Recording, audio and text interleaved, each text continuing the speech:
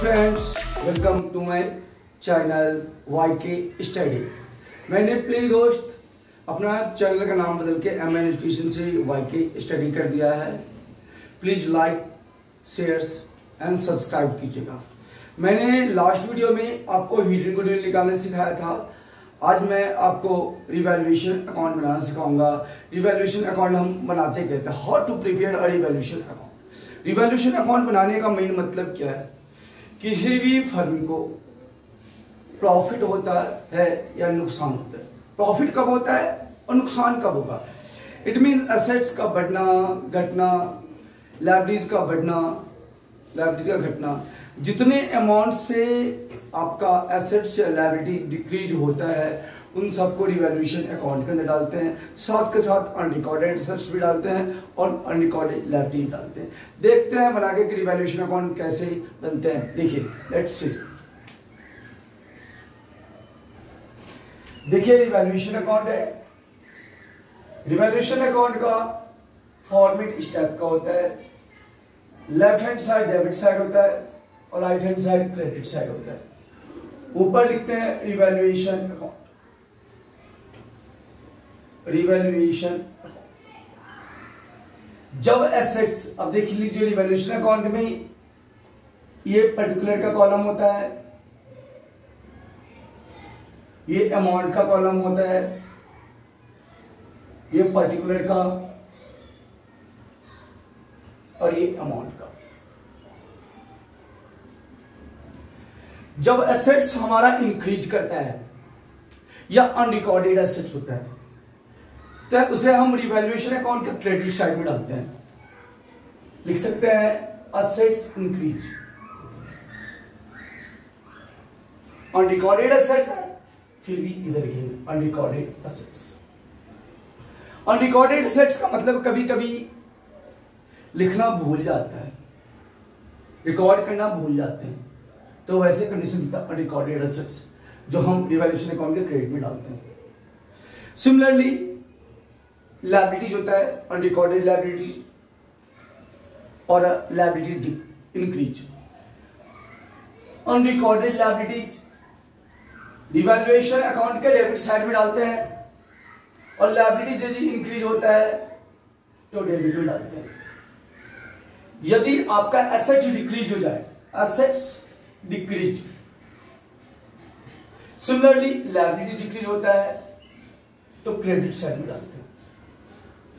Revaluation account में इतना ही terms होता है, एसेट्स का बढ़ना, एसेट्स का घटना, अनरिकॉर्डेड एसेट्स, लायबिलिटीज का बढ़ना, लायबिलिटीज का घटना। दोबारा मैं बता रहा हूं, यदि एसेट्स इंक्रीज होगा या अनरिकॉर्डेड एसेट्स होता है जो रिवैल्यूएशन अकाउंट के क्रेडिट में डालते हैं, या अनरिकॉर्डेड लायबिलिटीज हो या इंक्रीजिंग लायबिलिटीज हो तो रिवैल्यूएशन अकाउंट के डेबिट में डालते हैं। यदि एसेट डिक्रीज हो जाए तो डेबिट में और लायबिलिटी डिक्रीज हो जाए तो क्रेडिट में। यदि एक बात ध्यान रखना, यदि क्रेडिट साइड का टोटल ज्यादा होता है, if the total of credit side is the more than the debit side, यदि क्रेडिट साइड का टोटल डेबिट साइड के टोटल से ज्यादा होता है तो इस कंडीशन में जो बैलेंस अमाउंट आता है उसे लिखते हैं revaluation profit. Revaluation profit account डालते हैं। इन सबका अमाउंट डाल लीजिए। यदि रिवैल्यूएशन प्रॉफिट होता है तो प्रॉफिट हमेशा ओल्ड पार्टनर्स ही लेता है, चाहे प्रॉफिट हो या लॉस हो। प्रॉफिट होगा फिर भी ओल्ड पार्टनर्स को ही मिलेगा, लॉस होगा फिर भी ओल्ड पार्टनर्स ही बियर करेगा लॉस। तो रिवैल्यूएशन प्रॉफिट जो पुराने पार्टनर्स होते हैं, ओल्ड पार्टनर्स, उन पार्टनर के बीच ओल्ड रेशियो मान लीजिए ए और बी दो पार्टनर है, उनको ए और बी में ओल्ड रेशियो बांट देंगे। यदि लॉस आएगा, क्या काम में, लॉस। यदि डेबिट लॉस कब आता है? जब रिवैल्यूएशन अकाउंट का जब डेबिट साइड ज्यादा हो और क्रेडिट साइड का हो कम हो। मैंने क्या कहा? रिवैल्यूएशन अकाउंट का जब डेबिट साइड ज्यादा होता है और क्रेडिट साइड कम होगा। जितना कम होगा that is called revaluation loss by revaluation loss. लिखने के बाद इस लॉस को ओल्ड पार्टनर्स के बीच ओल्ड रेशियो में बांट देते हैं। मान लीजिए ए और बी दो पार्टनर्स हैं, ओल्ड रेशियो में लॉस को हम बांट देते हैं। अब दिमाग में बात आता है कि ये रिवैल्यूएशन प्रॉफिट और लॉस कहां जाएगा। हमने रिवैल्यूएशन अकाउंट से निकाल लिया है, इसको हम लॉस या प्रॉफिट होता है हम उसे हम पार्टनर्स कैपिटल अकाउंट में डालते हैं। कहां डालते हैं? पार्टनर्स कैपिटल अकाउंट में। जो प्रॉफिट होता है रिवैल्यूएशन प्रॉफिट, मैंने क्या कहा? Revaluation profit. जो रिवैल्यूएशन प्रॉफिट आता है जो हमारे कैपिटल को बढ़ाता है, जो पार्टनर्स कैपिटल अकाउंट के क्रेडिट साइड में डालते हैं। क्या कहा हमने? रिवैल्यूएशन अकाउंट के क्रेडिट साइड में डालते हैं। यदि लॉस होता है तो रिवैल्यूएशन अकाउंट के पार्टनर्स कैपिटल अकाउंट के डेबिट साइड में डाल देते हैं। यदि इसका एंट्री पास करने को कहा जाएगा, अभी मैं आपको एंट्री पास करके भी दिखाता हूं। कौन से रिवैल्यूएशन प्रॉफिट और लॉस निकाल के हमने दिखाया। तो रिवैल्यूएशन प्रॉफिट का एंट्री होता है revaluation profit account debited to old partners capital account. इसका नरेशन लिख लीजिए, being revaluation profit distributed in old ratio.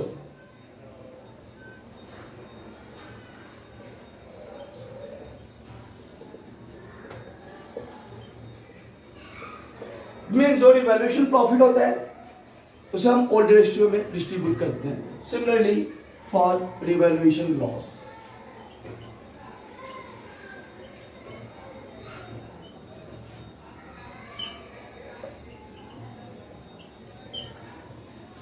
Revaluation loss ध्यान रखना पार्टनर्स के कैपिटल को डिक्रीज करता है, क्योंकि पार्टनर्स लॉस को बियर करता है। क्या करता है? पार्टनर्स लॉस को बियर करेगा।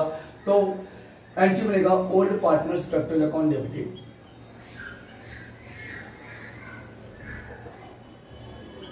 Old partners capital account debited to revaluation loss, to revaluation loss account. Narration लिख लेंगे, being revaluation loss, being revaluation loss distributed in old ratio, in old partners.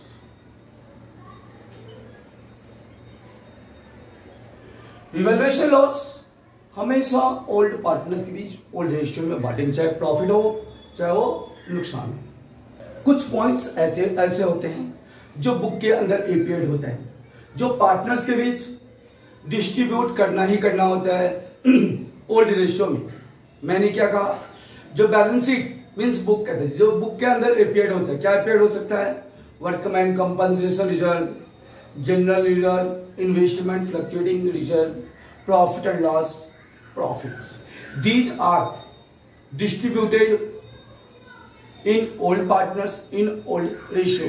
देखिए मैं बैलेंस शीट में आपको डाल के दिखा रहा हूं, कैसे आपके पेपर में दे रखा होगा या लिखा होगा appeared in the book. Appeared in the book का मतलब होता है कि आपका बैलेंस शीट के अंदर ऑलरेडी दे रखा है। देखिए मैं दिखाता हूं कैसे दे रखा होगा। एग्जांपल के तौर पे लिखा होगा पास जर्नल एंट्री, लिखा होगा पास journal entry of the following terms. ये लगा पास journal entry of the following terms. Following terms का जर्नल एंट्री पास करें तो सबसे पहले मान लिखा होगा ए और बी दो पार्टनर्स हैं। उसके बाद general reserve, general reserve amount भी रखा हुआ। वर्कमैन कंपनसेशन रिजर्व अमाउंट ये रखा हुआ। इन्वेस्टमेंट फ्लक्चुएटिंग रिजर्व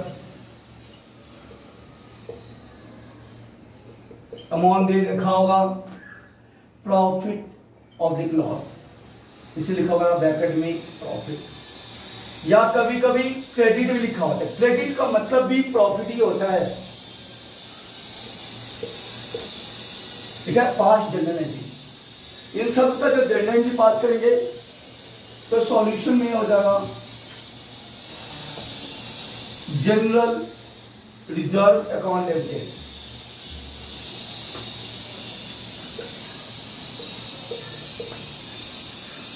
शॉर्ट में लिख देता हूं workman compensation reserve account debited, investment fluctuating reserve,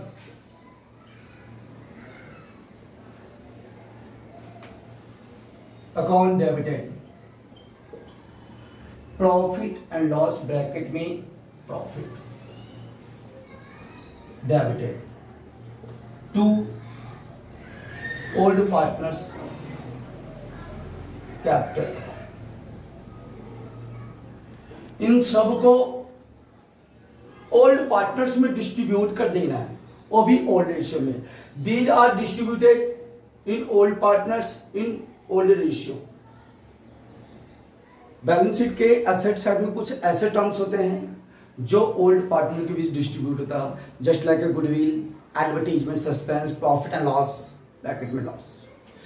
it means ये ओल्ड पार्टनर्स के बीच पार्टनर्स कैपिटल अकाउंट के डेबिट साइड में आते हैं और ये हमेशा डिस्ट्रीब्यूट होता है। देखिए हमने लिखा है old partners capital account debited to goodwill account to profit and loss account to advertisement suspense account. Narration लिख लीजिए be, these are distributed in old ratio in old partners।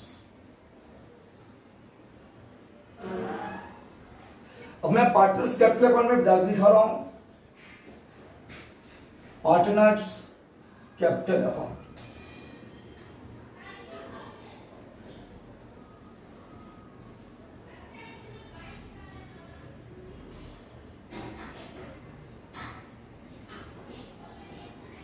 Suppose कि जो पुराना पार्टनर ए बी सी है, ए B सी, हमने कहा suppose कीजिए 3 partners हैं, ओल्ड पार्टनर्स ए बी सी।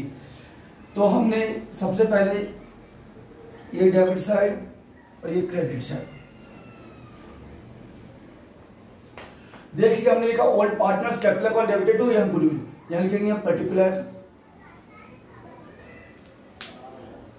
यहां लिख लेंगे पर्टिकुलर। यहां पहले goodwill to goodwill account, debit side में ओल्ड रेशियो मार दिया। यदि हमारे पास कैपिटल दे रखा होगा तो सबसे पहले कैपिटल लिख देंगे by balance BD, by balance BD. A का अमाउंट ए में, बी का अमाउंट बी में और सी का अमाउंट सी। फिर लिखा हमने profit and loss to profit and loss bracket में लॉस अकाउंट। ए का लॉस ए में, बी का लॉस बी में, सी का लॉस सी में। Similarly advertisement suspense to advertisement suspense account. A का लॉस एडवर्टीजमेंट ए में, ए का बी में, सी का सी में। हमने सिमिलरली इससे पहले बताया reserve workman compensation by reserve लिख लेंगे अकाउंट। ए का रिजर्व ए में, बी का शेयर बी में, सी का सी में। सिमिलरली वर्कमैन कंपनसेशन रिजर्व ए का ए में, बी का बी में, सी का सी में डालेंगे। यदि रिवैल्यूएशन प्रॉफिट होगा तो इधर डालेंगे टू रिवैल्यूएशन प्रॉफिट। ए का ए में, बी का बी में, सी का सी में। फिर देखेंगे क्रेडिट साइड का टोटल कर देंगे और क्रेडिट साइड के टोटल में से डेबिट साइड के टोटल को माइनस कर देंगे। यदि डेबिट साइड का टोटल, मैंने कहा यदि डेबिट साइड का टोटल कम होगा तो जो माइनस जितना कम होगा that equal to balance sheet. Balance sheet figure है, जो बैलेंस अमाउंट होगा उसको, उस अमाउंट को बैलेंस शीट के लेफ्ट साइड में डाल देते हैं। स्टूडेंट्स हैं, नए फ्रेंड्स हैं, प्लीज वीडियो को लाइक कीजिएगा, शेयर कीजिएगा, बेल आइकन को ऑल पर रखिएगा, जिससे आपको वीडियो का अपडेट मिलता रहेगा। Thank you for watching my video.